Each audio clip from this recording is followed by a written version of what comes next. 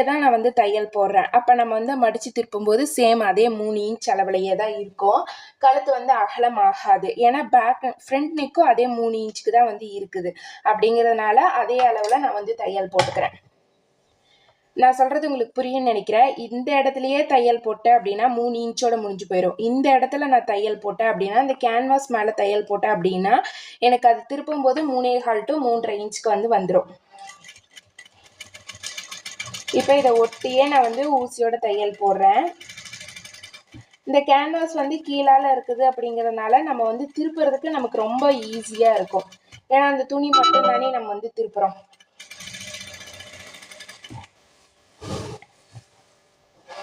நார்மலாக பார்த்தீங்கன்னா இந்த மாதிரி நான் வந்து கேன்வாஸ் கொடுக்க மாட்டேன். சுடிதாருக்கு ஒன்று பைப்பிங் கொடுப்பேன், அப்படி இல்லைன்னா வந்து பேண்ட் கிளாத் வச்சு நம்ம வந்து நெக்கு வந்து டிசைன் பண்ணி அந்த மாதிரி தான் கொடுப்போம்.